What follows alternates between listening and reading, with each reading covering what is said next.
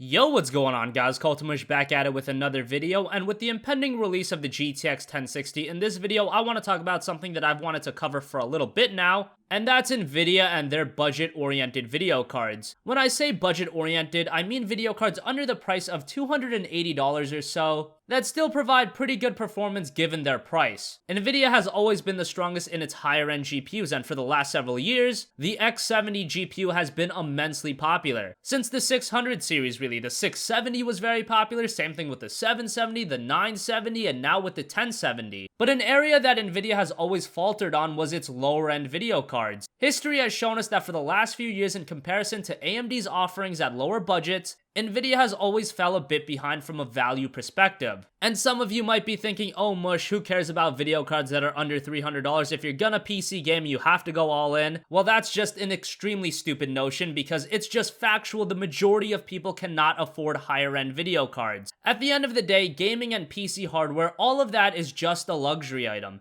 And it's very hard to justify for a lot of people spending that kind of money on a graphics card. You might have a great job, but think about the dude that's coming out of college with an entry-level position in his career and a crapload of debt. Or the guy in college with no money, or the high schooler with no job. These segments of people make up a gigantic audience, and that's why value-oriented video cards are so important. Alright, that tangent out of the way, back to Nvidia. I love Nvidia graphics cards like many of you, but even I'm not blinded by how mediocre their mid-range and budget-end video cards have been for the last few generations. Maybe some of you don't follow GPU prices as closely as I do, and I do because it's good for me to be up to date with that kind of stuff. And it really hit me last generation how poor Nvidia's sub $250 GPUs were. The premier $200 video card last generation for Nvidia was the GTX 960. That video card was available in 2 and 4 GB models. The 2 GB model was going for around $175 to $190, and the 4 GB model was around $220. Now this was about 6 to 8 months ago. Prices have gone down a fair bit since the impending release of the 1060, but you get the idea. And in comparison, the GPU that was mainly competing with the 960 was the R9 380, and that GPU's 4 GB model was easily available for $200, and in most cases it outperformed the 960 by a fair bit. That was last generation, but this has been apparent for a while now. The GTX 760 wasn't that great, the 660 Ti wasn't that good, at least in comparison to the competition. AMD on a value side for the last few years has been stronger than Nvidia. Nvidia has done some things like packing in AAA games with the purchase of their video cards, and I'm sure that had a positive effect in sales, but as far as performance goes, at the lower budgets, AMD has been stronger. With the 1060, it seems like we're getting another repeat. Now all we have to work off is rumors, so at the end of the day, maybe Nvidia will surprise us. But currently it's being rumored that the 1060, which is going to be the competitor to the RX 480, will be available in 3 and 6 GB models. The 3 GB model is expected to be $250, while the 6 GB model will be $300. In comparison, an 8 GB RX 480 is available for only $240, so you can see quite a big disparity in price. Now again, nothing is confirmed, but that's the expected price, and let's say that is the case. I can see why Nvidia does it. People buy their video cards regardless. Nvidia products are seen by the general consumer as an A-tier product, while AMD is considered by many as B-tier, at least in the past. Is that correct? Absolutely not, but that perception does exist, and it gives Nvidia a lot of headroom. The only issue is that the RX 480 is a video card that seems to have a lot of steam behind it. People are really excited for a mid-range GPU, and that's great to see. Better yet, it's an AMD GPU. And I've always said we should want more competition in the industry. Sure, I've heard some issues with the RX 480 with older motherboards, but they'll get that fixed up. And I'm sure by mid to late July, when the stock is refilled, the RX 480 is going to be a very attractive option for PC gamers. And that's why this is so much more interesting in my opinion, because if the 1060 is just an RX 480 competitor that performs the same at a higher price, I think the RX 480 is going to smack it in terms of sales and notoriety. That's why the holiday season is going to be very interesting. I'm not even that excited to see how the 1070 is going to shape up. The mid-range GPUs are going to be where it's at.